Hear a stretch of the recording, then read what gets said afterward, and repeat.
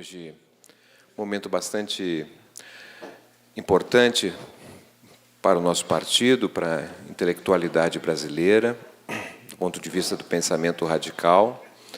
Nós estamos fazendo uma homenagem ao centenário de nascimento desse extraordinário brasileiro, Antônio Cândido, que, através do seu pensamento, das suas ideias, do seu compromisso e comprometimento com a interpretação do Brasil, com a transformação do nosso país, nos deu ensinamentos muito importantes e que nós queremos muito valorizar aqui com as instituições que ajudaram a construir esse momento, né? Então, nós teremos uma homenagem bastante singela e participativa. Eu vou, de imediato, passar aqui o microfone para que possamos ter, então, o andamento desta homenagem, mas anunciando que esta homenagem, de certa maneira, ela se manterá aqui permanente, na medida em que esse espaço, que é o auditório, que nós reunimos nos nossos cursos, para nossos estudos, oficinas, toda a parte do programa de governo do Lula presidente, uma grande parte foi, inclusive, construída aqui nesse espaço, com muita participação de diversos companheiros e companheiras. Esse espaço, essa sala, nos marcará para sempre com a homenagem que nós estamos fazendo a esse auditório com o nome do companheiro Antônio Cândido.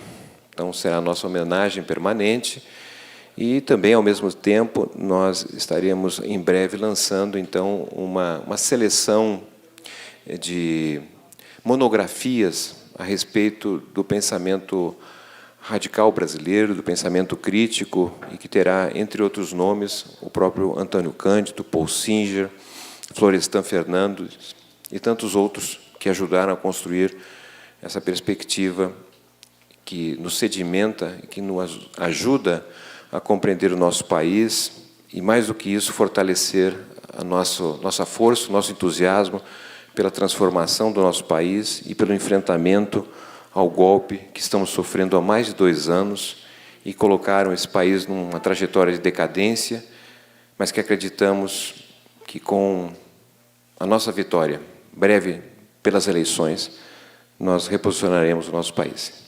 Então, muito obrigado a todos. Vou passar aqui para a Isabel, para que ela possa conduzir, então, essa sessão aqui de homenagem a Antônio Cândido.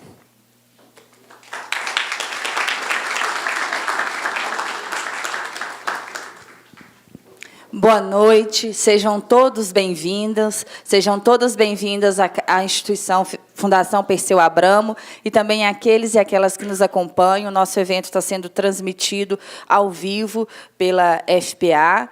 Sintam-se acolhidos neste dia tão importante para nós, em que fazemos memória dos 100 anos de Antônio Cândido. E, para começarmos, dando mais um passo nesse trabalho, eu convido a Valnice Galvão, professora emérita da Faculdade de Filosofia, Letras e Ciências Humanas da USP, aluna e assistente de Antônio Cândido, para compor a mesa conosco.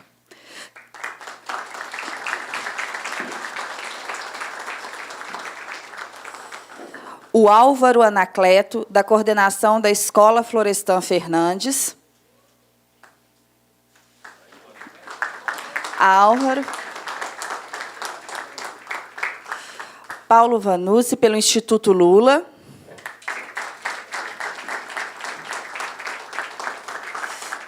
Esteja à vontade. E a Laura de Melo e Souza, professora da USP, historiadora e filha do Antônio Cândido.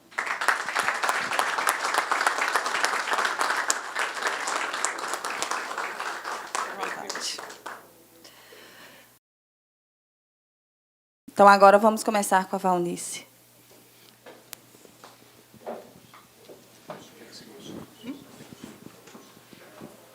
Não, obrigada. Boa noite. Estamos aqui para homenagear a memória de Antônio Cândido e, atendendo ao tema geral deste evento, Eu gostaria de lembrar que Antônio Cândido, como todo mundo sabe, foi um intelectual socialista de política partidária, o que demonstrou como fundador da esquerda democrática, que se tornaria o Partido Socialista após o final da ditadura Vargas, em 1945, e fundador também do PT. Mas não só. Darei ênfase hoje ao intelectual socialista naquilo que poderíamos chamar de política não partidária, aspecto talvez menos conhecido de vocês aqui. Neste caso, eu vou examinar inicialmente um exemplo de solidariedade, de falta de preconceito e de afinidades com a rebelião. Falo de Antônio Cândido em 1968, portanto.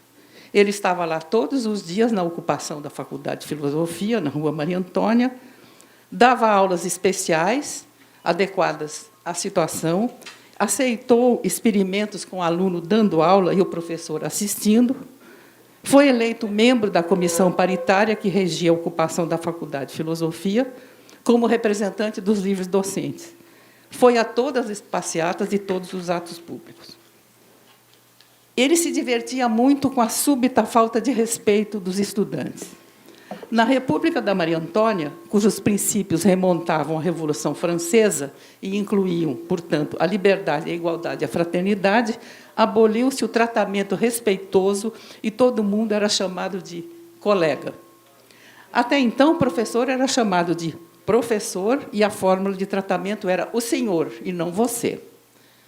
Numa das assembleias em que ele ocupava a mesa junto com os estudantes, uma delas, ao passar-lhe a palavra, disse: vai tomar a palavra agora o... Aí ela olhou para ele e hesitou, porque aquele senhor distinto de paletó e gravata não era a mesma pessoa dada a intimidades. Ele, quando a viu hesitar, e com o seu firme senso de humor que nunca falhava, ele fechou a cara e olhou firme para ela, desafiando-a a faltar ao respeito. Ela gaguejou e saiu-se com esta: vai tomar agora a palavra o colega professor. E fazendo todo mundo cair na risada, é claro, né? Para dar uma ideia do clima da ocupação da Maria Antônia em 68, vai aqui um outro episódio significativo. Os ocupantes eram seres humanos e não anjos, e, portanto, precisavam comer. Improvisou-se uma cozinha no pátio, onde voluntários remexiam enormes caldeirões, abastecidos por compras feitas com doações e o saldo do pedágio de veículos na Rua Maria Antônia. Militou muito no pedágio Lígia Chiappini, que nos mandou um vídeo que veremos em seguida. Ela é catedrática de Estudos Brasileiros na Universidade de Berlim. E ela militou muito nesse pedágio, apesar de estar grávida de 8 meses, como se pode ver nas fotos. Ela era aluna de Antônio Cândido, depois seria assistente de Antônio Cândido também. Outra pessoa, que era a futura dramaturga, aliás, brilhante, Consuelo de Castro, que escreveria 2 peças sobre a ocupação da Maria Antônia, Prova de Fogo e A Flor da Pele, então aluna de Ciências Sociais, convocou sua mãe para cozinhar. E lá estava a mãe dela servindo o almoço, quando Sérgio Buarque de Holanda entra na fila e chega até ela. Ela imediatamente reagiu: o senhor não é aluno, o senhor não tem direito. Ao que o professor retrucou: mas eu sou o pai do Chico. O Chico estava ocupando a Faculdade de Arquitetura e Urbanismo, a FAU, ali pertinho, né? E estava sempre na Maria Antônia. Ao que ela encerrou o assunto, ela não conhecia nem o pai, nem o filho, assim: e eu sou a mãe do Consuelo, o senhor é o pai do Chico, eu sou a mãe da Consuelo. E recusou o prato de comida, ele não conseguiu comer naquele dia. Ainda outro exemplo do militante socialista em prática não partidária. Foi iniciativa de Antônio Cândido fazer aquilo que levou o título de O Livro Branco sobre os acontecimentos da Rua Maria Antônia nos dias 2 e 3 de outubro de 68. Esse documento oficial da Congregação da Faculdade de Filosofia trata exclusivamente da batalha, com base em depoimentos estratégicos de testemunhas de vista, e teve por relator Antônio Cândido. Um primeiro original, entregue por ele ao então diretor da faculdade, desapareceu. Mas o professor, membro eleito da comissão paritária que regia a ocupação, como eu disse, tinha guardado cópia de tudo. Não era bobo, né? De modo que foi possível publicar o livro, embora só 20 anos depois. Ele tinha a mão em sua casa, e ela ficou ali por muito tempo à vista de todos. uma prova que recolhera e que implicava o aparelho policial militar, uma bomba de gás lacrimogêneo que fora atirada em nossa faculdade. Desmentia-se, assim, a versão oficial de que se tratava de uma mera briga de estudantes com participação do Comando de Caça aos Comunistas, o CCC. Bem mais tarde, sempre na mesma linha de prática política não partidária, Antônio Cândido escreveria o ensaio O Mundo Coberto de Moços, incluído em seu livro Recortes, de 93, até hoje indispensável para se entender o que se passou em 68 na Maria Antônia e no resto do mundo também. Vejam de quantas maneiras um intelectual socialista expressa sua participação política. Nessa linha, o mais detido e particularizado de seus trabalhos é seu pouco conhecido livro Teresina, etc., todo constituído por ensaios políticos. A origem do livro é a seguinte: antes de mudar-se para São Paulo, quando ainda vivia com os pais em Poços de Caldas, a mãe de Antônio Cândido se tornara grande amiga de uma vizinha, Dona Teresina Carine Roque.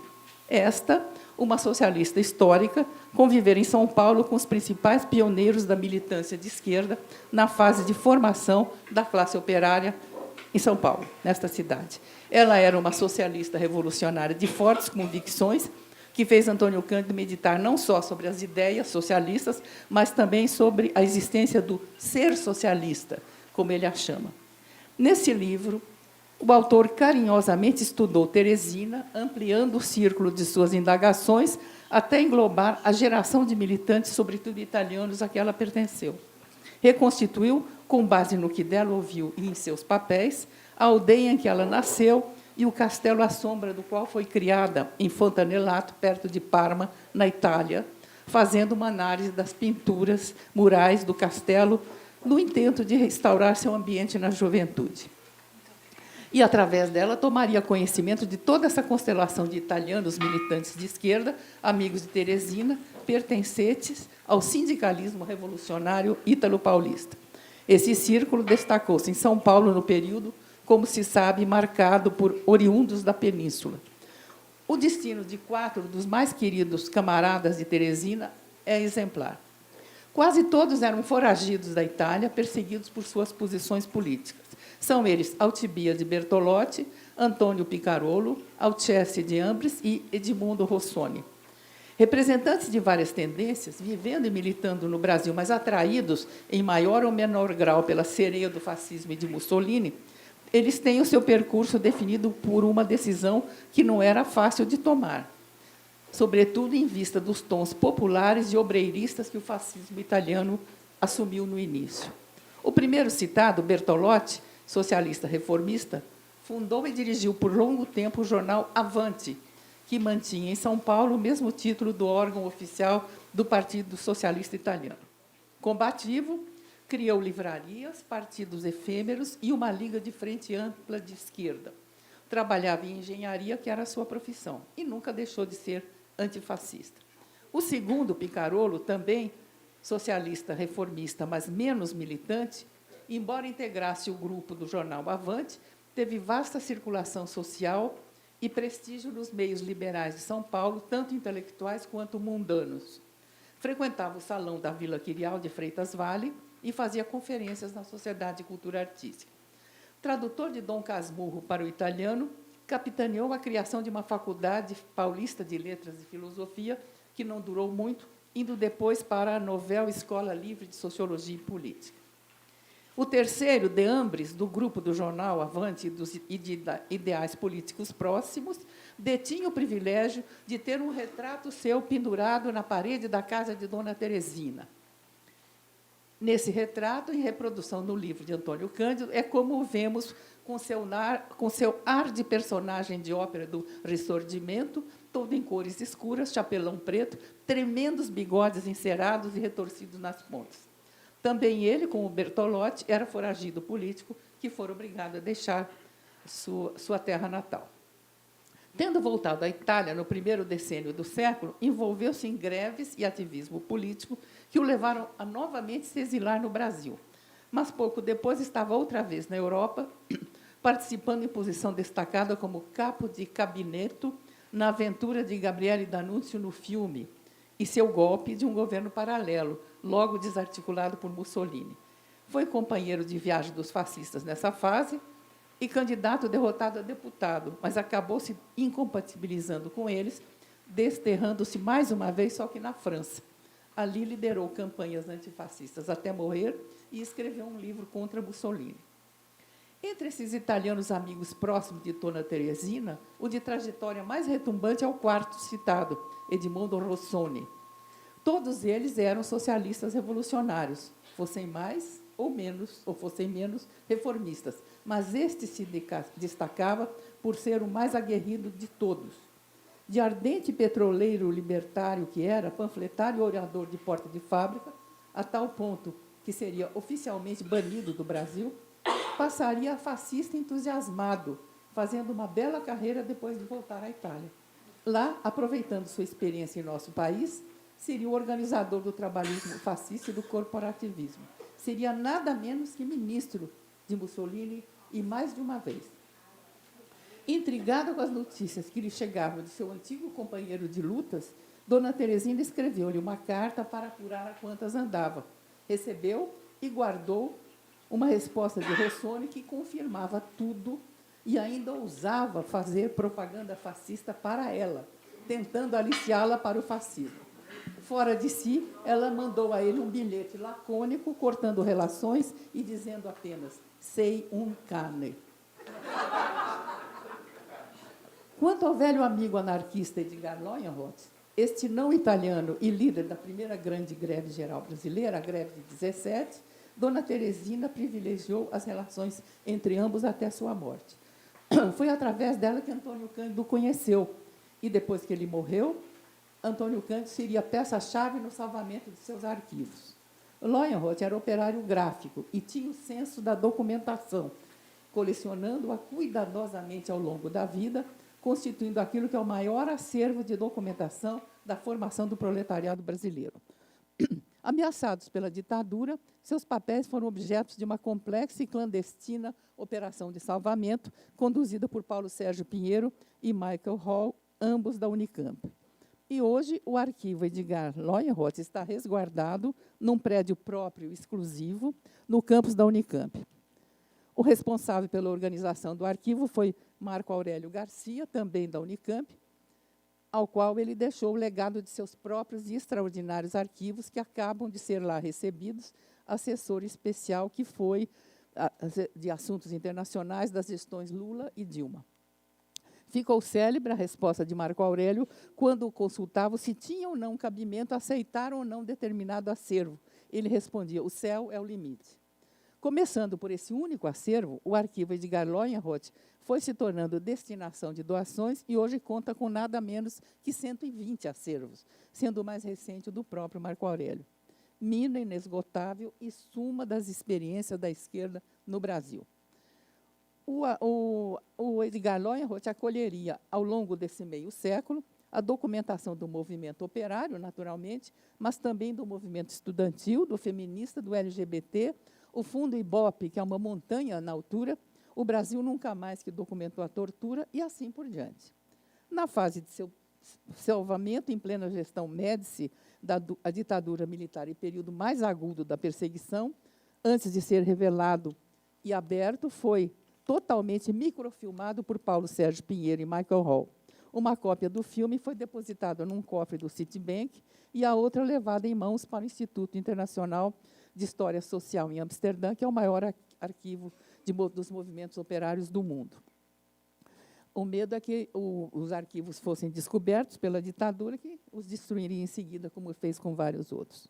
Antônio Cândido, solicitado para dar uma mão, né, como sempre, seria redator, datilógrafo, porque foi na máquina dele que foi datilografado, e co-signatário, juntamente com seu colega da Faculdade de Filosofia e estudioso do movimento operário, Aziz Simão, do parecer que juntos elaboraram a pedido da Unicamp, recomendando enfaticamente a aquisição do acervo.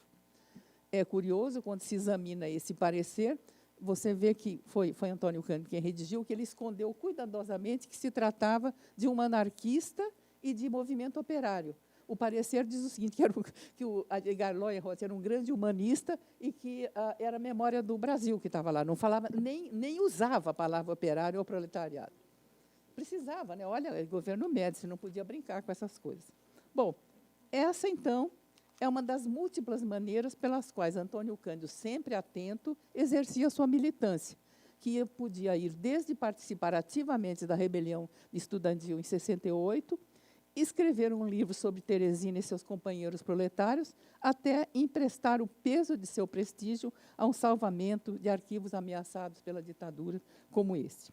Era para isso que eu queria chamar a atenção, para a militância intelectual não partidária, que Antônio Cândido não esqueceu nem por um minuto. Obrigada. Obrigada, professora Valnice Galvão, pelas suas observações, e convidamos também para esse diálogo o Álvaro Anacleto, da coordenação da Escola Florestan Fernandes, para também fazer as suas observações a respeito do Antônio Cândido. Boa noite a todos e todas.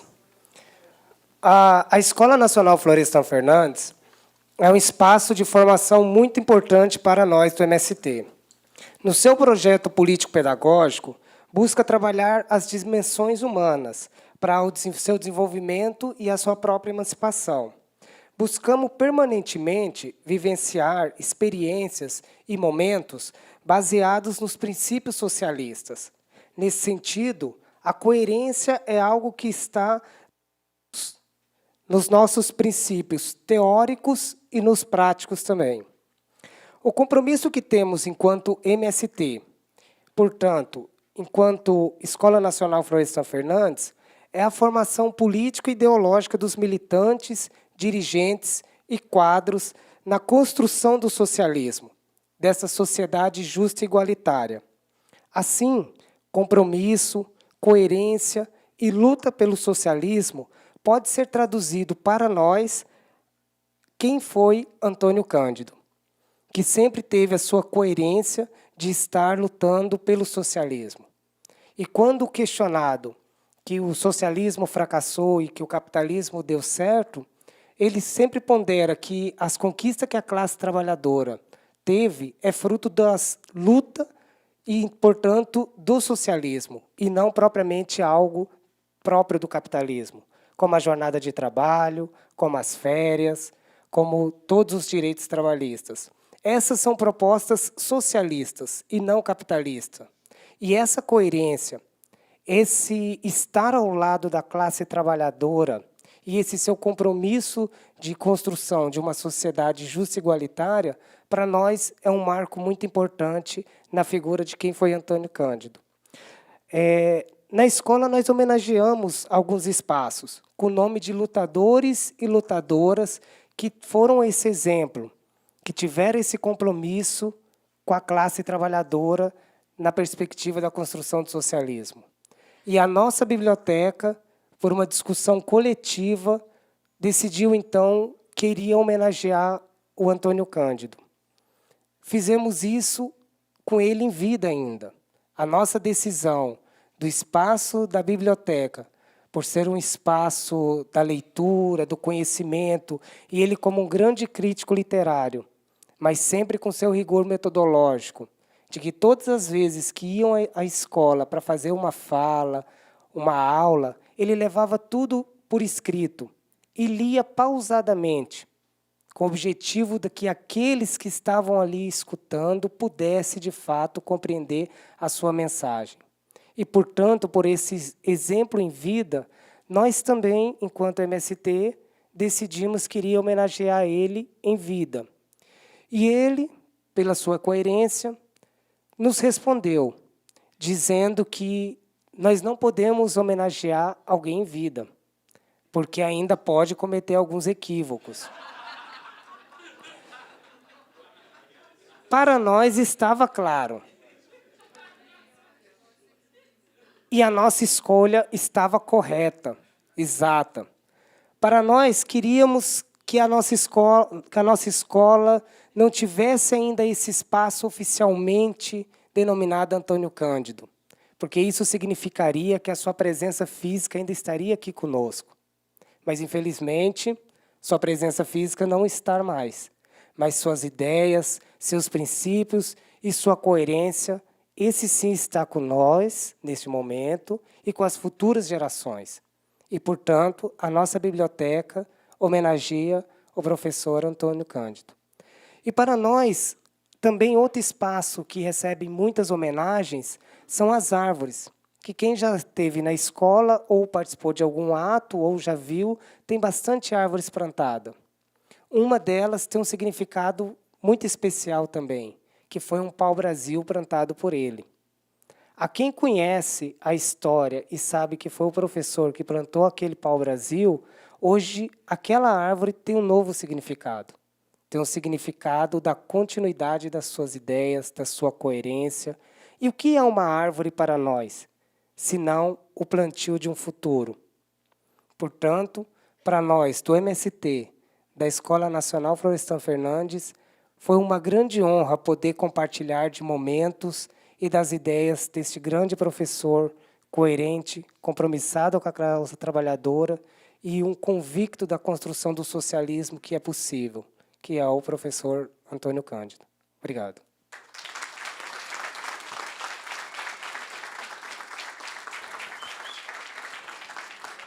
Ótimo. Bom, eu estou muito emocionado e começo agradecendo a generosidade da Fundação Perseu Abramo, do Márcio Postma, da equipe toda, em especial do Joaquim Soriano, porque havia um de nós de estar aqui e eu me sinto muito emocionado de ter sido escolhido, também do Paulo Camoto, que eu estou falando como conselheiro do Instituto Lula, e também com outros proponentes do evento, que é a TVT, a Rádio Brasil Atual, que eu hoje presido. Agradecer a presença de todo mundo aqui e dizer que a Fundação teve, de fato, uma atitude muito importante de, nesse momento tão difícil, de um calendário de articular a resistência em Curitiba, o registro da candidatura Lula, conseguir fazer um evento que era absolutamente indispensável, porque são 100 anos, e ainda com essa curiosidade de 6 dias separarem o nascimento de Mandela de Antônio Cândido, né? Quer dizer, precisa de consultar os astrólogos de esquerda, aí, o que houve com Júpiter e Saturno naquele julho de 18, ano 1 da Revolução de Outubro, na Rússia, para esses nascimentos, né? E dizer que a minha fala aqui ela tentará ser um pouco como eu tive o privilégio de sorver, de aurir, como ele gostava de dizer, algumas conversas ali que não são narráveis ali na Joaquim Eugênio de Lima, sentado na poltrona com aquela vastíssima biblioteca só de Proust, né, que havia, uma coisa impressionante. E de uma parte dessa história, que é a parte do PT, e, sobretudo, a parte relacionada com Lula. E, falando em Lula, acho que ninguém aqui vai se recusar a fazer aqui uma saudação, e a gente vai repetir 3 vezes, boa noite, Lula. Pode ser?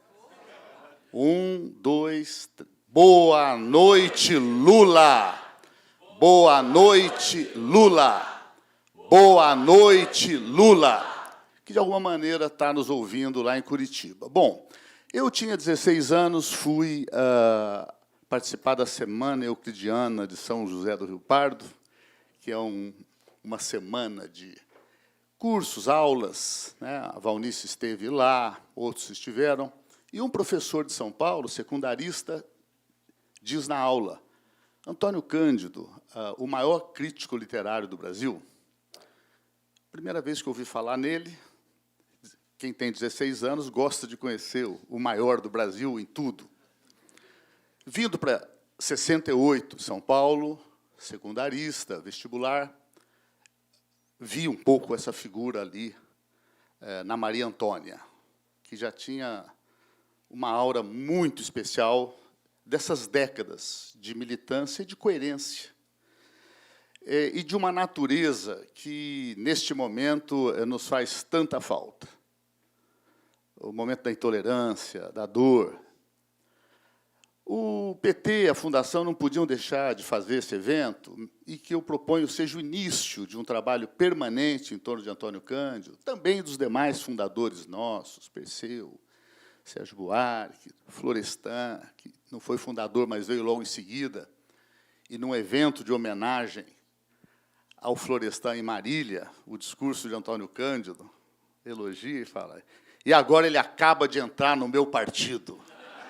É muito orgulhoso, né? Está entrando no meu partido.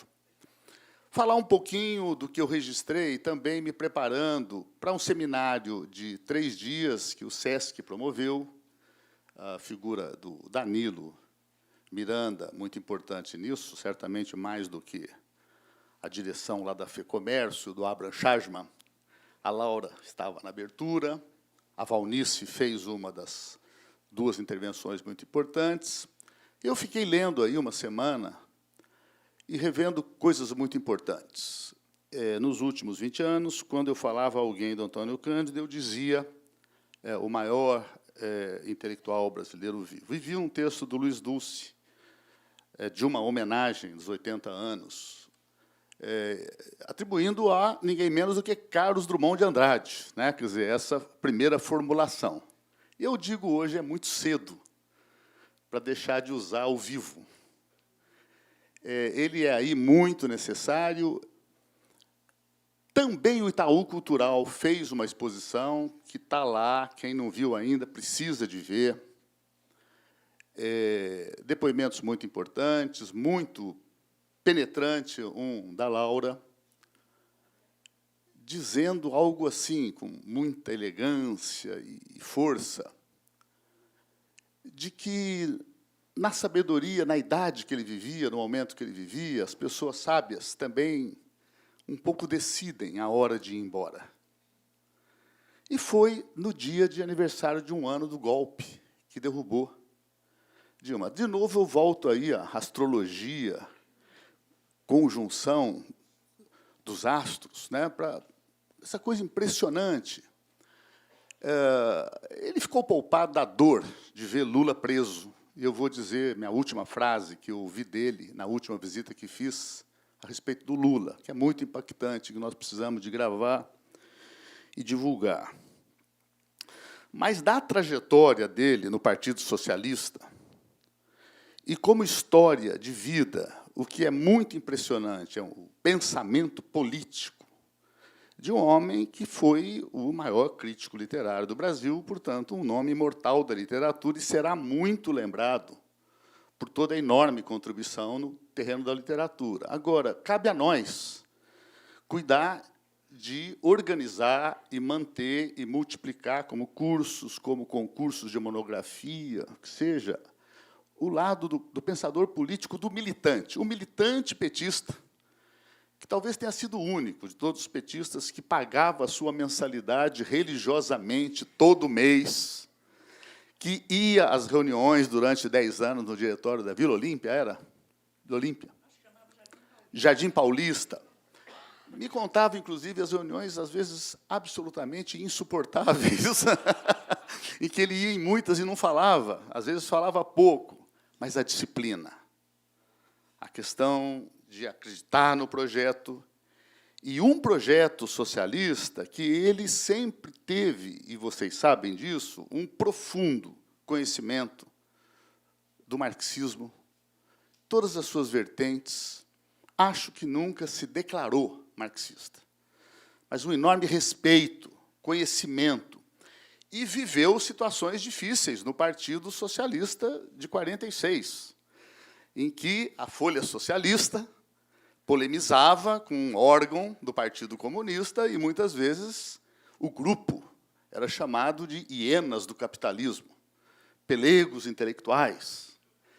E nunca eu colhi 1 milímetro do Antônio Cândido, ninguém colheu, de ressentimento por isso.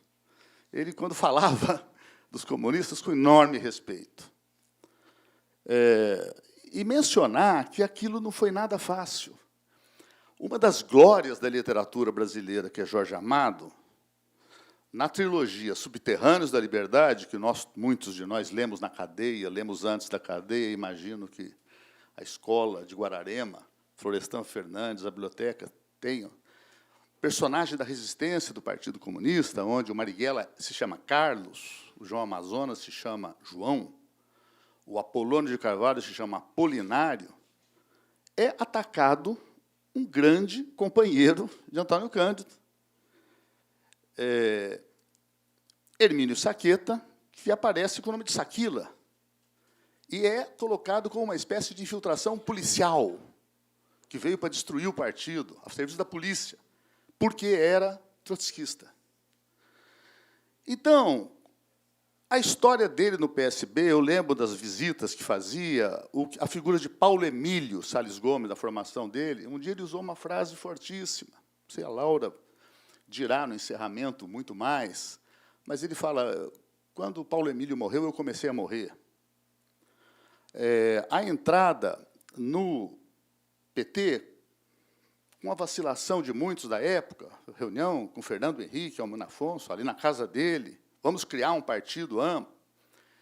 Ele já tinha participado ativamente da campanha de Fernando Henrique senador em 78, mas o Lula também, como coordenador no ABC dessa mesma candidatura, da sublegenda. Quem foi eleito foi Montoro, se sabia disso. E nessa história, contar que Phoebus Gicovati, na antevéspera de morrer, na Santa Casa, deu uma dura nele, olha, você tem que entrar no PT, porque o PT é o partido que nós queríamos ser no Partido Socialista, de operários, camponeses, em que as pessoas da classe trabalhadora decidem, lideram, e um partido que vai lutar pela via democrática. Então, toda a crítica ao radicalismo, e ele sempre, e eu lembro aqui, que um aprendizado meu com ele é a figura de Manuel Bonfim, que não é dessas figuras que a gente conhece toda hora, como conhece Celso Furtado, mas a importância que ele atribui a Manuel Bonfim como um pensamento radical, fundamental, e nas publicações do PT, talvez também na Fundação, preparar como a coleção que ele dirigiu, Jack London, John Stuart Mill, quer dizer, que beleza, um partido socialista que edita um sumo sacerdote do pensamento liberal, embora um John Stuart Mill que considerava o socialismo legítimo herdeiro do neoliberalismo, do liberalismo. O neoliberalismo é o oposto de tudo isso. O liberalismo foi a teoria revolucionária da burguesia revolucionária contra a nobreza feudal. Bom, a minha convivência pessoal, ela vem... e desse período, eu quero repetir que, talvez nessas visitas minhas, a frase que ele mais repetiu foi de João Mangabeira, que era o líder. A frase é muito boa, talvez seja muito melhor do que o próprio João Mangabeira, mas a frase é: socialismo sem liberdade, socialismo não é, e liberdade sem socialismo, liberdade não pode ser. A liberdade do capitalismo não pode ser. E no PT, ele foi, sobretudo, o articulador da questão da cultura. Um homem de cultura, a política cultural, a política como cultura, e me dizia coisas do tipo, olha, quando tiver emergência, se não conseguir falar comigo, se precisar assinar abaixo-assinado, eu confio, assina, só não assino se tiver algum ataque pessoal ao Fernando Henrique Cardoso. O valor da amizade, né? Não, foi meu assistente, a amizade é um bem em si. As lutas políticas, os conflitos de classe, deveriam achar o terreno para preservar esse vínculo da amizade. E depois, uma viagem a Cuba, eu tive um rápido encontro com o Hotel, ele acho que era jurado do concurso Casa das Américas, naquele ano. A maneira como ele discorre sobre Cuba é sempre muito valorizativa. Não era um endosso total, mas tudo o que representava de revolucionário na experiência cubana. E, no governo paralelo, aí sim, o Lula o nomeia o seu chefe, seria ministro, entre aspas, para a cultura, e ele articula, fica algum tempo, depois pede que Mariana Chauí o substitua. Isso me ofereceu a chance de conviver mais, e no dia 7 de setembro de 90, ou 91, o evento de lançamento oficial em Brasília do governo paralelo, nós ficamos juntos 5 horas no aeroporto de Brasília por atraso de avião. E aí foi ótimo, porque começou uma discussão sobre o PT, toda a história. E, em 99, o Lula tinha saído da eleição de 98 e estava preocupado com a paralisia do debate no Brasil. E ele, a partir da discussão, decide fazer uma visita ao Antônio Cândido, pedir que Antônio Cândido liderasse uma ação junto aos intelectuais, reabrindo o debate. O Lula repetiu muito naquele momento a frase: o Brasil perdeu a capacidade de se indignar. Imagina agora, então, 20 anos depois. E eu acompanhei Lula nessa visita, em que ele pede ao Antônio Cândido recebe, não, deixa eu pensar, vou ver, né, já numa atitude de que, bom, eu não quero ter uma atividade política partidária explícita, mas isso sim. E o Lula ofereceu 3, 4 possibilidades. Uma seria discutir o Getúlio. Importantíssimo também na história de Antônio Cândido, porque a primeira luta dele na juventude é a resistência às violências da ditadura, do Estado Novo.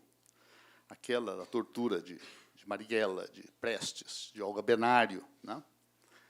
Ao mesmo tempo, mais tarde, ele vai dizer que é preciso reconhecer em Getúlio um passo importante da afirmação nacional e dos direitos trabalhistas, os direitos dos trabalhadores. Ou repensar o socialismo, porque o que é o socialismo pós-Muro de Berlim? O que é o socialismo nesse mundo unipolar? Permanece válido? Como? Qual a revisão? E ali ele, então, propôs que chamássemos Chico Oliveira e Paul Singer, e houve algumas conversas, e, em seguida, o Joaquim Soriano e o Ricardo Azevedo, e a gente, então, começou ali, com reuniões quinzenais, o chamado Grupo do Pão de Minuto, porque, espantosamente, a professora Gilda, num certo momento, aparecia, fazia um pão de minuto, né, que me lembrou a minha infância, e vinha lá, nos servia no café. Bom, e houve, então, esse ciclo, que tem caderninhos, a Fundação ainda não publicou todos, né, tem essa dívida, mas não os temas centrais, economia. Paulo Singer abre e discute, e o primeiro inscrito a falar foi um companheiro, Aldo Fornazieri, e que fala simplesmente o seguinte: olha, o nome desse ciclo aqui é uma contradição em termos, porque ele chama Ciclo Socialismo e Democracia. E uma coisa ou é socialista ou é democrática, não tem jeito de sintonizar os dois. E, claro, que deu um tremendo protesto. E, nessa coisa de inconfidências, também no dia do socialismo e a religião, um discurso foi do Patrus, Frei Beto Patrus, e uma pessoa protestante. E o Patrus, não sei por que cargas d'água, decidiu vincular o pensamento socialista dele, Patrus, com a fé religiosa. E eu estava do lado de Antônio Cândido, na primeira fileira, assistindo. E quando o Patrus fala: eu não consigo entender como quem é ateu tem uma posição socialista, e o Antônio Cândido fala, e gostava muito do Patrus, já tinha me elogiado muito. Ele fala: realmente, eu quase me retirei. Né? Eu fiz menção de me retirar, porque o seu agnosticismo ou ateísmo, eu não sei como que ele se definia nessa questão, o que também não impediu de ser membro da Comissão Justiça e Paz. Né? O livro da Maria Vitória conta a história. O Dom Paulo foi alertado: olha, mas ele é ateu, não tem a menor importância, né? Ele vem para cá, etc. Tal, e, se possível, depois comparar. Maria Vitória conta um pouco desse momento. Eu, antes de terminar, dizer também que, no final de 2009, começo de 2010, me coube estar ali, numa esquina, numa encruzilhada, numa pequena saga chamada PNDH3, o terceiro Programa Nacional de Eventos, que ousou a inaceitável, intolerável, insuportável criação de uma Comissão Nacional da Verdade.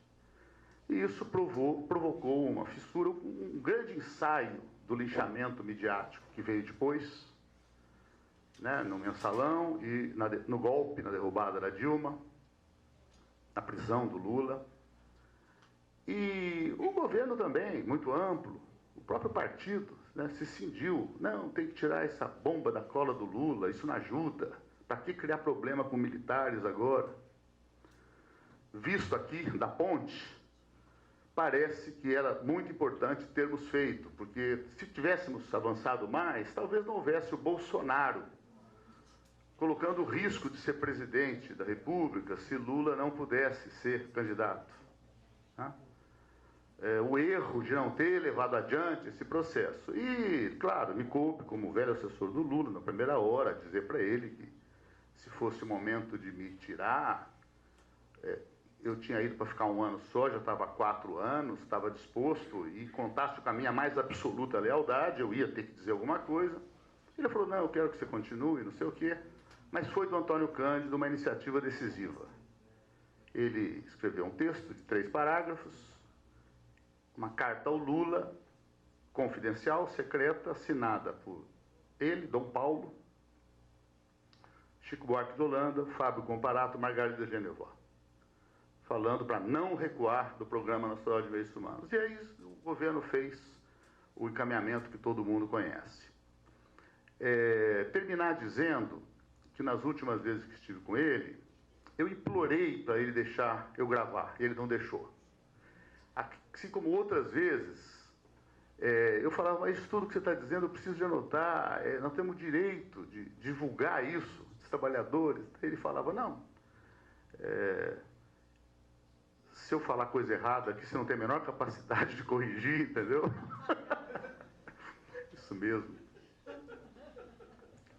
Mas ele falou isso, são as 2 últimas coisas para contar. Primeiro, ele falou que ele via... E o Antônio Cândido trabalhou o tema intérpretes do Brasil, né? Ele trabalha Gilberto Freire, ele trabalha Sérgio Buarque de Holanda, Caio Prado, em alguns momentos tem uma certa agregação do Celso Furtado, e ele próprio é um intérprete. E nós precisamos de agregá-lo como intérprete, porque o que ele faz é uma interpretação do Brasil. Ele dizendo, inclusive, que o socialismo, ele nunca foi muito adiante quando ele se embasava apenas nas raízes universais do pensamento socialista. O que tem o marxismo-leninismo de Cuba não é isso. É marxismo José Martí. E dizia a mesma coisa das outras experiências, a necessidade de ter enraizamento na nação, na cultura nacional. E ele dizia, como intérprete do Brasil, que o Lula era responsável por um terceiro passo estruturante na afirmação da nacionalidade brasileira. Que o primeiro foi, com Getúlio, a inclusão dos trabalhadores fabris, os trabalhadores do setor formal, nas reformas de base, no período muito rápido do pré-64, e o tema dele, porque é o tema de Santa Rita de Cássia, Dulce, o encantamento dele com Guimarães Rosa, né, o impacto que teve no dia que ele começou a ler O Grande Sertão, é também, vocês contaram, né, a história do tio dele, lá em Santa Rita de Cássia, que falava igualzinho um personagem de Guimarães Rosa. Quer dizer, aquela mineirice, mineridade sábia da terra. E ele fala que a luta incorporou pela primeira vez o trabalhador rural, o sindicalismo rural, a discussão, primeiro, o Estatuto do Trabalhador, o Estatuto da Terra, e que o Lula deu o terceiro passo, que foi o passo da inclusão dos que não são trabalhadores formais, dos que não são camponeses, mas dos que são seres humanos e não comiam e precisavam de comer. E mais tarde, no momento de ataque frontal, repetiu muitas vezes, para mim e para outros, a ideia de que o único tribunal que tem o direito de julgar Lula é o Tribunal da História. Muito obrigado, gente.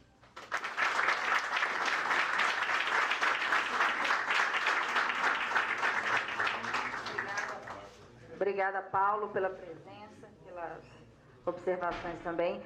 Essa homenagem ela é possível graças a uma parceria do Partido dos Trabalhadores, através da Fundação Perseu Abramo, do Instituto Lula, da TVT, da Escola Nacional de Formação Florestan Fernandes, que empenharam para juntas terem um resultado e terem esse momento tão importante de homenagem. Então, também o nosso registro dessa parceria para a continuidade desse trabalho que tem sido feito durante tantos anos pelo Antônio Cândido. E agora convidamos a Laura de Mello e Souza, professora da USP, historiadora e filha do Antônio Cândido, para dialogar conosco também. Boa noite. Eu acho que hoje não me cabe falar muito. É uma data muito importante para todos nós. Eu estou aqui em nome das 3 filhas, em nome de 2 das filhas, dos netos e netas e dos bisnetos do Antônio Cândido. Minhas irmãs não estão em São Paulo no momento, então eu estou aqui representando toda a família e agradecendo, muito comovida. Estou vendo que a Laura, minha sobrinha e xará, também nos representa, também está aqui para representar a família. E agradecer profundamente essa homenagem, que eu tenho certeza sensibiliza muito Antônio Cândido lá onde está, não é?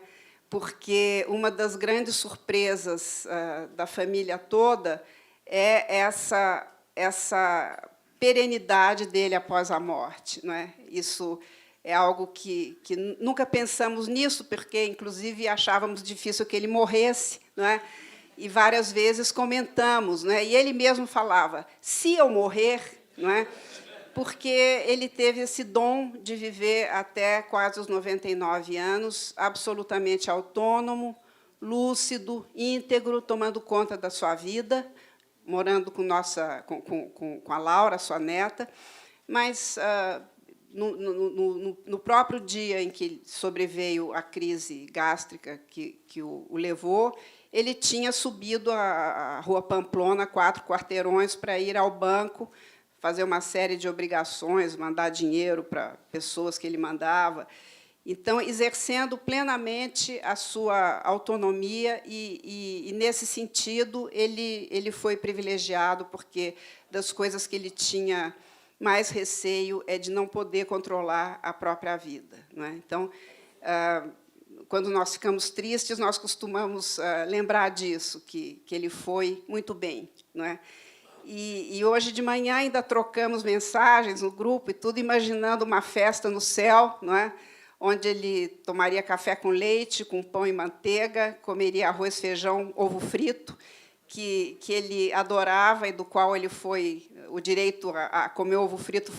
Ele foi alforriado da proibição da minha mãe, não é? Porque hoje em dia o ovo é algo considerado extremamente saudável.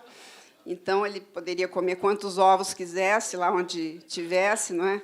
E nos distraímos um pouco pensando que ele estaria olhando, um pouco admirado tudo isso que tem acontecido à volta dele, porque nós mesmos temos, às vezes, que nos beliscar para ver a dimensão do legado dele, não é? E essa perenidade, essa eternização de tudo que ele fez.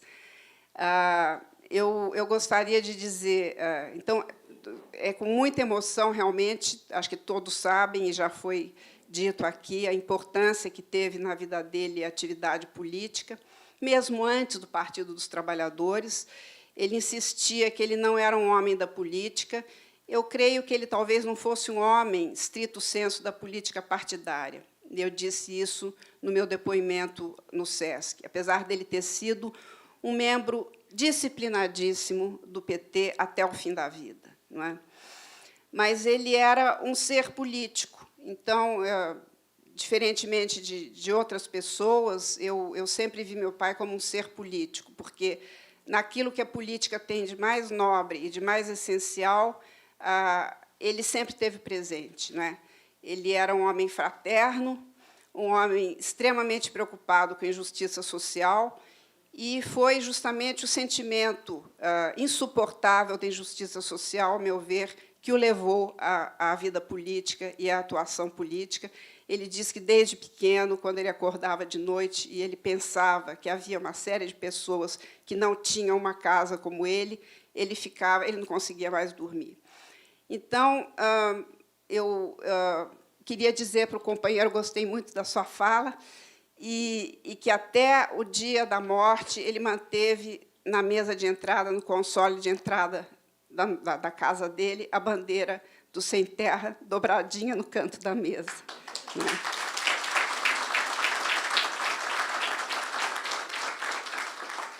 E ele considerava que a luta do Sem Terra era o fenômeno político mais importante do Brasil contemporâneo.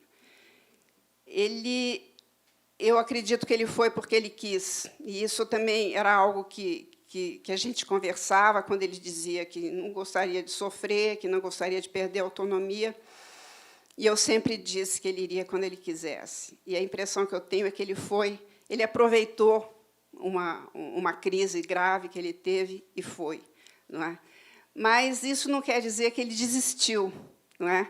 Porque, sem ser um crente, ele era um homem que pautou a vida por princípios absolutamente firmes e presentes, né? Que eu definiria meu pai como um homem simples e fraterno. Ele era um homem extremamente simples, o que torna ainda mais difícil de compreender a ressonância e a importância que o legado dele tem, porque nós mesmos, em casa, nunca nos demos conta disso. Ele era um homem absolutamente simples, e das coisas que mais nos comoveram depois da morte dele foi a reação das pessoas simples, as pessoas que moravam ali na redondeza, os funcionários do prédio, os motoristas de táxi que serviam, e que até hoje se dirigem a nós com grande ternura e com grande amizade, né? Então, eu acho que é muito bonito e muito comovente ter o nome dele aqui nesse auditório, devido a essa crença profunda, né, que ele tinha, e essa esperança profunda de que o mundo pudesse se tornar um mundo melhor, né? E eu termino corrigindo o Paulo quanto à citação do Dom Paulo, xará dele, Dom Paulo Evaristo, quando se cogitou do nome do papai para integrar a Comissão de Justiça e Paz. Ele foi sondado e ele disse: eu não posso, eu sou ateu.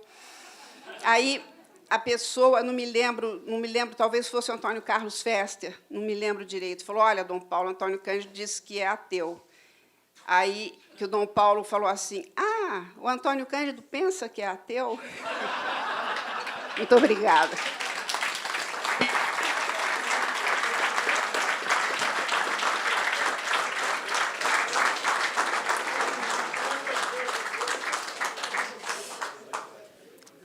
Para o Brasil, Antônio Cândido foi e é, por seu legado sociológico e cultural, uma das grandes referências na narrativa e análise crítica da sociedade brasileira.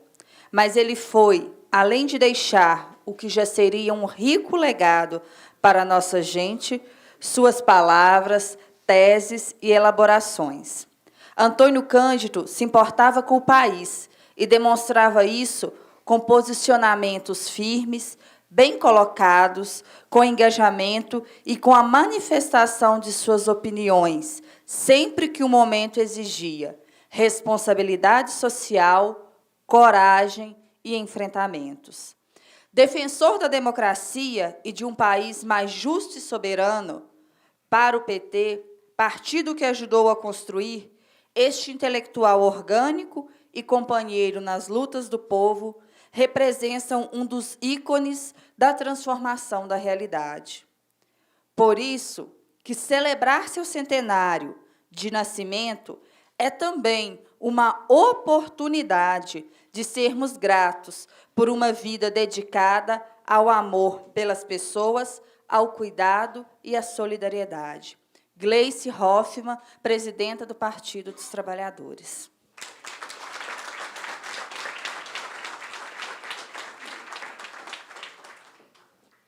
E é nesse clima de emoção, de memória, de alegria e também de esperança e certeza que essa luta continua, que nós vamos exibir um trecho do vídeo direto de Berlim, o vídeo feito pela Lígia e pelo Flávio Aguiar. Nós vamos passar um trecho e a edição completa do vídeo está disponível no site da Fundação Perseu Abramo e também demais instituições. Então, o que é o socialismo do Antônio Cândido? Antônio Cândido dizia que o seu socialismo era um socialismo democrático, que ele entendia o socialismo como um caminho para a igualdade e como uma espécie de utopia, pensando um mundo para além do capitalismo, onde se pudesse substituir o lucro infinito pelo bem-estar infinito. Ele também tinha a ideia, como um optimista, que ele gostava de se chamar assim, de que o socialismo era uma doutrina triunfante, porque ele se infiltrava no capitalismo através da luta das ações dos trabalhadores e do povo pobre e dos que os apoiavam, dos intelectuais que os apoiavam, os políticos que os apoiam até hoje, para a luta para conseguir novos direitos e novas condições de vida digna. Ou seja, conquistas populares que iam minando o capitalismo. Para terminar, eu diria, e agora? O nosso otimista se foi, o nosso optimista partiu dessa talvez para uma melhor. E ele não viu, porque ele se foi há um ano atrás, mais de um ano, ele não viu o aceleramento de uma destruição do Brasil e dos direitos conquistados, da Constituição e das conquistas populares conquistadas nos últimos 15 anos. Ele não viu a destruição disso, como estamos vendo agora. E aí? E esse socialismo infiltrado? Eu diria que se ele estivesse vivo, ele diria assim: é um caminho para a igualdade. O socialismo é um caminho para a igualdade. Esse caminho não é reto, não é de uma ida só. Esse caminho tem idas e voltas, tem perdas e ganhos. Nós estamos no momento de volta, nós estamos no momento de perda, mas o optimista confiaria na capacidade de luta para recuperar isso e confiaria nas novas gerações. Se ele estivesse vivo, ele estaria dizendo, como os alemães, liberdade para Lula, Freiheit für Lula, com os jovens que se estão formando num mundo plural e talvez melhor que o nosso. E o segundo vídeo do Flávio Aguiar, também de Berlim. Em tudo aquilo que fazia, Antônio Cândido era um militante apaixonado. Comecemos citando a sua paixão pela inteligência. Assistir uma aula, uma exposição do professor, como nós o chamávamos, era assistir realmente o brilhantismo de uma inteligência em ação. Citemos também a sua paixão pelo jornalismo de alta qualidade. Seu livro Brigada Ligeira dá testemunho disto. A atividade intelectual do professor desmente aquela falsa dicotomia que atribui ao texto acadêmico a exclusividade do pensamento profundo, ou que, por outro lado, atribui ao jornalismo a superficialidade e a contrapartida de que muitos jornalistas veem no mundo acadêmico apenas a chatice. Não. O texto de Antônio Cândido era realmente brilhante em qualquer domínio onde ele viesse a acontecer. Citemos também a sua militância acendrada pelos estudos literários, também de alta qualidade no mundo acadêmico, que ele manifestava nas suas aulas, nas arguições de tese e outros espaços, sempre com uma grande erudição e fugindo também, né, ao excessivo peso teórico, aos jargões das diferentes correntes de estudos literários, né? Não compartilhando de cacuetes excludentes, por exemplo, dizendo que só esta ou aquela corrente é a verdadeira, etc. Mas, na verdade, sem ser um pensador destituído de metodologia, ele conseguia navegar brilhantemente por onde andasse e agir com grande liberdade intelectual. Coisa que ele compartilhava com a dona Gilda, sua companheira da vida inteira, também cujas aulas eu tive também a honra de assistir. Também vamos considerar a militância apaixonada de Antônio Cândido pelo Brasil e pela sua literatura, compartilhada essa militância com também a sua militância pela cultura brasileira em todas as suas manifestações, como atesta, por exemplo, sua tese Os Parceiros do Rio Bonito, um estudo lapidar e seminal sobre a cultura caipira no Brasil. Essa militância também levou ao encontro do crítico uruguaio Ángel Rama, construindo um horizonte latino-americano para a literatura brasileira, né?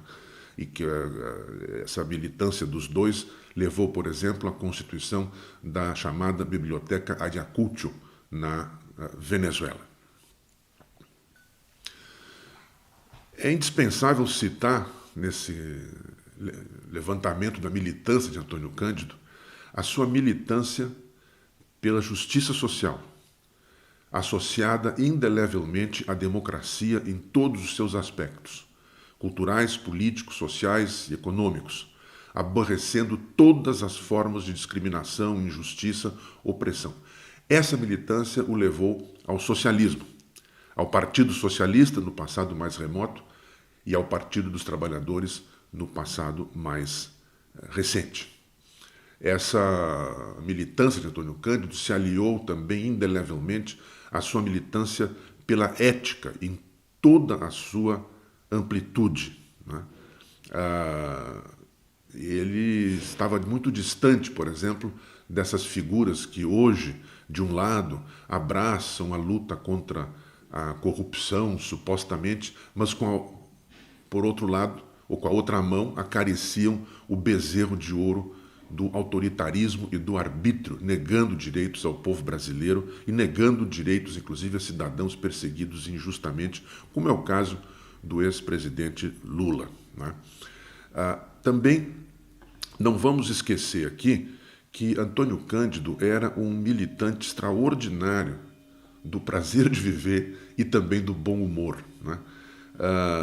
Ele me confidenciou uma vez que, depois do golpe de 1964, ele nunca mais riu como ria antes. Eu imagino como deveria ser gostoso esse riso anterior, uma vez que nos foi dado conhecer, assim mesmo, o extraordinário bom humor de Antônio Cândido nas suas manifestações mais diferentes. Por exemplo, ele fazia imitações de seus colegas, de seus estudantes, magistrais, sem nunca cair assim no desprezo, no sarcasmo, né? Mas via-se que ele tinha essa capacidade extraordinária de observação, de interesse por tudo aquilo no mundo que o cercava, né?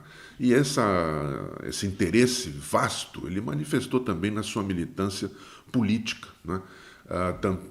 Tanto no plano político propriamente dito, quanto no plano, por exemplo, das organizações sociais. Antônio Cândido foi um militante extraordinário da fundação da Associação dos Docentes da Universidade de São Paulo. Chegou a ser seu vice-presidente, fez um discurso memorável no pátio da Faculdade de Medicina, quando o diretor da faculdade ameaçava chamar os manifestantes, chamar a polícia para desbaratar os manifestantes que estavam lá reunidos durante a famosa greve de 1979. E ali ele usou a palavra que mais caracterizou talvez a sua ideia, né, dessa militância, que foi a união das forças progressistas, a união dos trabalhadores, a união de todos aqueles que têm interesse em construir um Brasil mais justo, menos desigual do que este que nos é dado viver, né? Por fim, eu queria fazer uma observação dizendo que agora que nós nos vemos sem Antônio Cândido, eu me sinto um pouco mais órfão. Mas me fica o consolo, digamos, de compartilhar esse sentimento de orfandade com a universidade, com o Brasil, com a América Latina, não é? Com o socialismo democrático.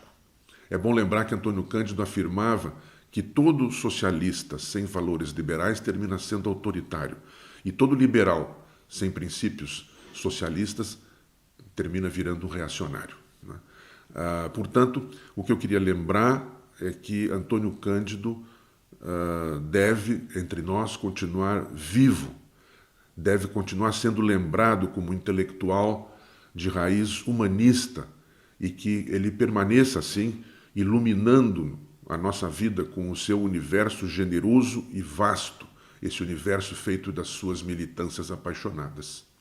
Muito obrigado. Muito foi dito sobre Antônio Cândido e muito ainda podemos dizer.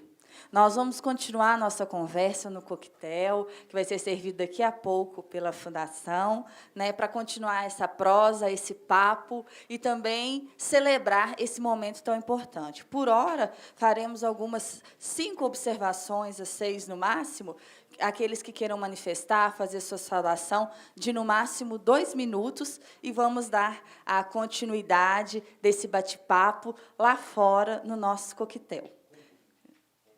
Com vinho, né? Por hora teremos apenas 5 comentários breves de 2 minutos. Quem deseja? Rapidinho, venha.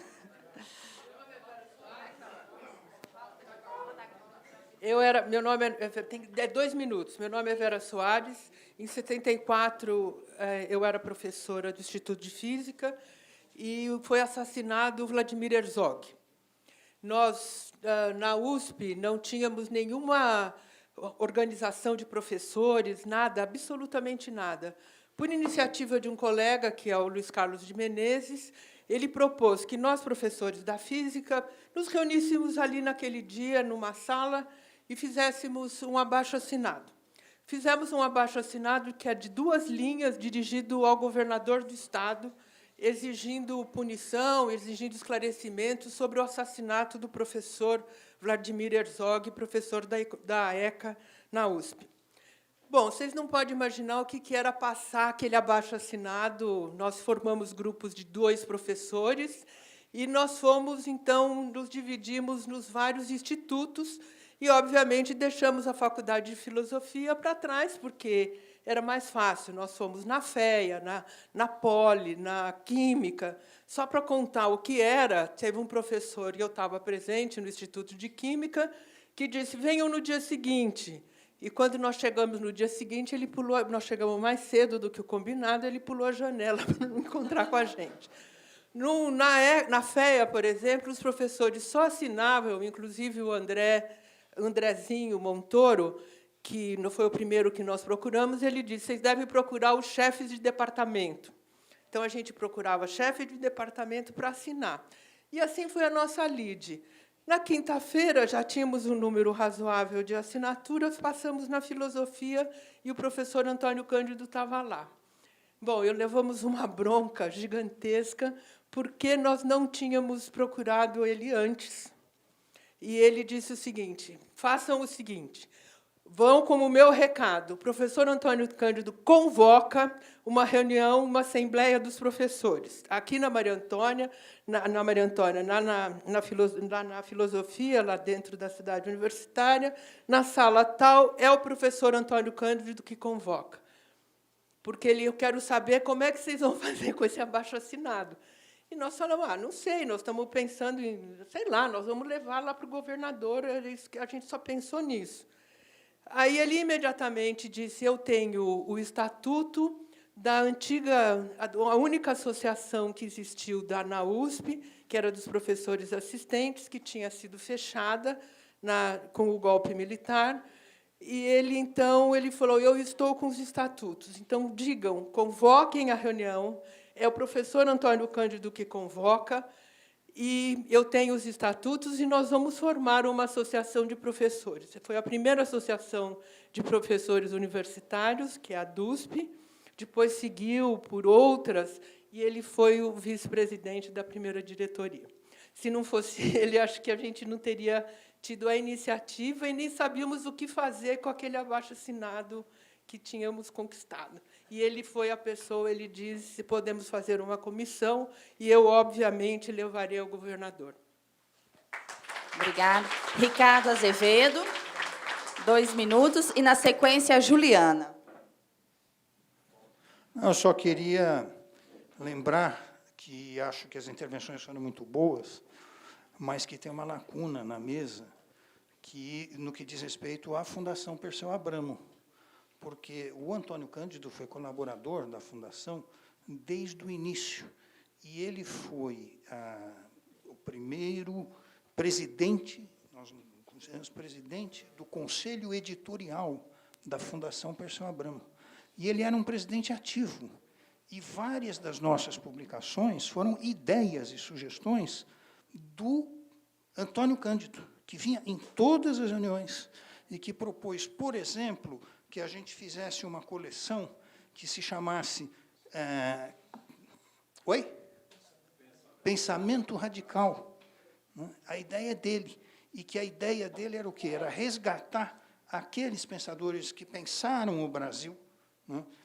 Celso Furtado, Sérgio Buarque de Holanda, Florestan Fernandes, e por aí vai. Essa coleção existiu durante um bom tempo, e o primeiro volume, que é sobre a obra do Sérgio Buarque de Holanda, foi organizada pelo Antônio Cândido. Então, ele foi extremamente importante na história da Fundação, e não só na editora, mas também organizando e contribuindo com diversas formulações de seminários que nós realizamos.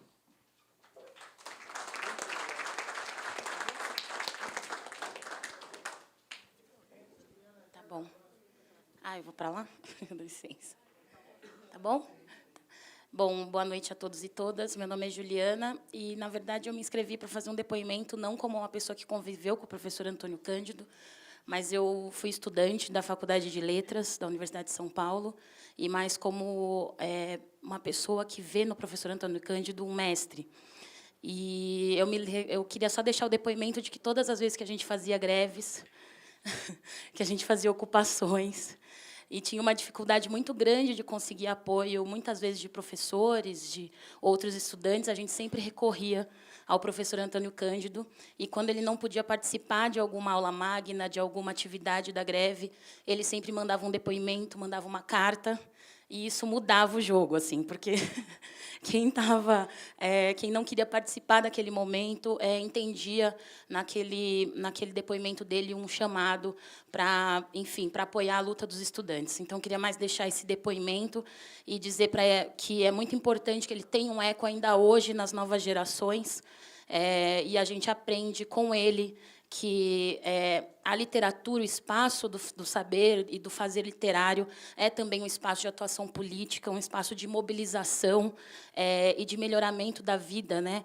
e do saber do ser humano. Então, eu acho que o grande legado dele, para quem é uma estudante de letras, para quem foi uma estudante de letras, é aprender com ele que literatura é um direito, né, um direito inalienável, é um direito que, como eu estava vendo hoje, que nos leva também à justiça social, como ele dizia, né.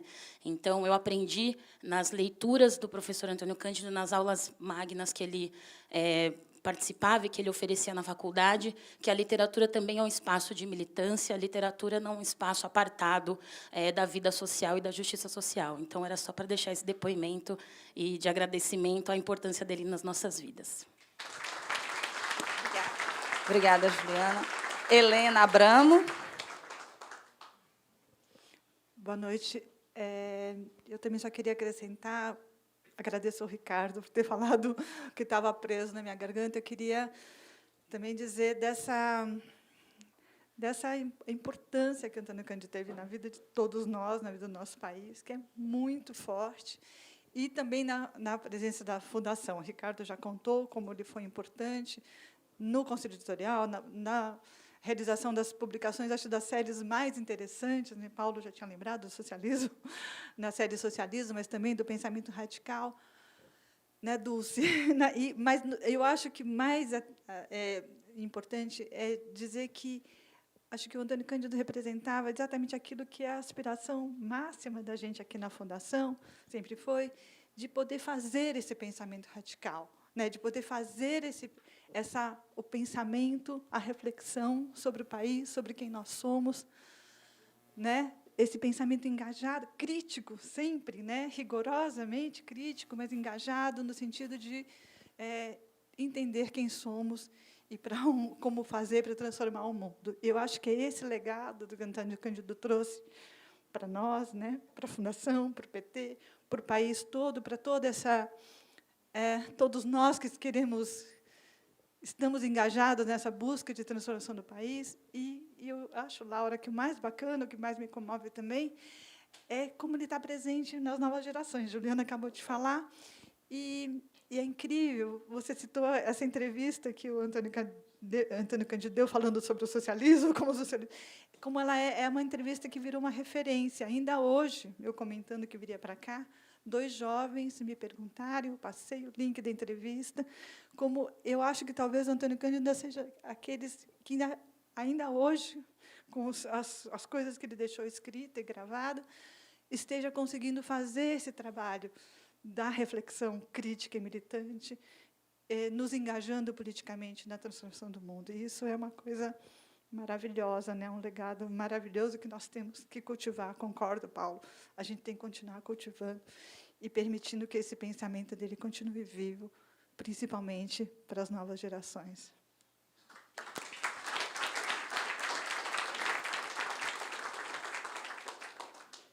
Laura vai comentar a respeito da fala da Juliana.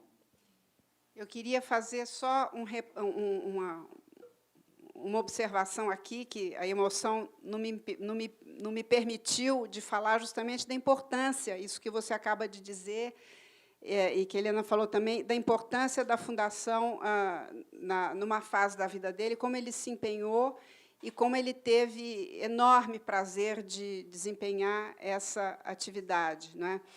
E com relação à fala da Juliana, eu queria lembrar aqui um momento, uma das grandes greves mais recentes da universidade. A Marina, minha irmã caçula, e eu somos ambas, eu sou aposentada, docentes da Universidade de São Paulo, Departamento de História. E eu creio que já 2008 ou 2009, não me lembro bem agora, uma grande greve, e lembro que nós estávamos ainda um pouco perplexas com a greve, a Marina, eu e vários colegas da Ativa, não é? Com os cadeiraços, um pouco constrangidas com aquilo. E aí o papai foi chamado e, imediatamente, ele fez uma conferência na frente da reitoria, ao ar livre, e ele falou algo do tipo: olha, eu não sei mais como é que é a universidade hoje, isso cabe a vocês, eu não tenho o que dizer, eu estou aqui para manifestar minha solidariedade, eu não posso opinar sobre essas questões concretas que vocês estão trazendo. O que eu posso dizer é que vocês são jovens, e, como jovens, vocês têm que desobedecer, obedecer, contestar, aceitar. E falou várias coisas usando assim contrastes, não é? No dia seguinte, editorial do Estado de São Paulo: Antônio Cândido, em conferência, incita a greve e a violência. E aí eu virei para a Marina e falei: você veja que o velhinho de quase 100 anos é muito mais revolucionário do que nós duas.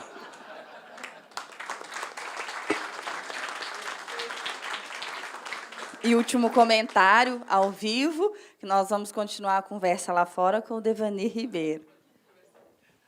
Olha, eu não queria nem falar, eu pensava que o Paulo Vanucci ia contar, né? Nós contamos, eu olhando aqui todo esse painel, nós ficamos olhando várias pessoas, inclusive estamos aqui no Instituto, no homem que eu convivi com ele muito tempo, Perseu Abramo. Mas eu estava olhando aqui e eu vi assim, ó, Socialismo e Democracia, curso de formação política para militantes do partido. Né? Não falava do PT, não, falava dos militantes. E nós ia lá no João Paulo VI, né? Lá fazer esse curso. E aí nós tivemos uma ideia, e o Lula teve a ideia, o Olívio Dutra, Jacó e tal, muitas outras pessoas, e o Antônio Cândido.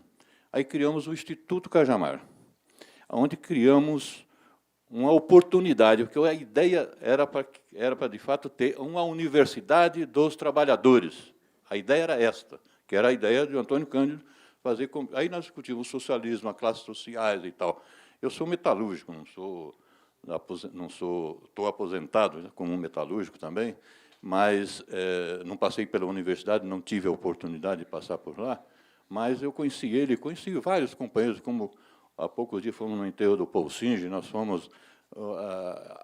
A Lélia Abramo também me ensinou muitas coisas no início da vida. Eu estava olhando ali a nossa candidatura, Lula governador, Hélio Bicudo, né, Jacó Bittar, Lélia Abramo, né, e a gente vê assim, eu fico admirado, estou vendo aqui vários companheiros e companheiras, né, dessa época. Às vezes a gente, ao contar a nossa história, e uma homenagem ao Antônio Cândido, que foi a pessoa que eu tive muito com ele no Instituto, e ele me falava muitas coisas, que eu falei, Devanir, socialismo não existe se não houver a solidariedade.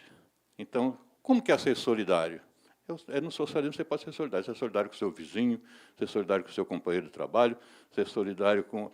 E, além disso tudo, a humildade é a melhor coisa do mundo de um político ou de qualquer pessoa, é ser humilde. Humilde não é ser bobo, não é ser colocado para trás. Você, com a sua humildade, você constrói. Aí eu ficava assim, olhando. Aí, um dia, uma companheira, fazendo um curso lá eu vou encerrando, uma companheira que depois ela foi trabalhar, inclusive, no nosso governo, fomos falar das classes sociais, aí começou aquela confusão, com um pouco ela pulou dentro da piscina do Instituto. A minha cabeça está fervendo, Devanir. Eu falei, mas o que foi? É que meu pai tinha uma fazenda no Rio Grande do Sul, e eu descobri agora, nessa discussão aqui, que meu pai era um latifundiário, era o explorador da mais-valia também. Aí eu falei, pronto, vamos parar, Antônio Cândido, que aqui, senão as coisas, o pessoal vai todo pular dentro dessa piscina, não vai caber todo mundo dentro dessa piscina. Então, mas, olha, a homenagem ao Antônio Cândido é uma homenagem muito valiosa, porque ele, de fato, foi, na minha opinião, também um grande homem, e continuará sendo, porque é só nós lermos a nossa história, tudo que ele escreveu, tudo que ele propôs. Se nós conseguirmos 50% do que ele propôs, nós estaríamos num outro mundo. Muito obrigado.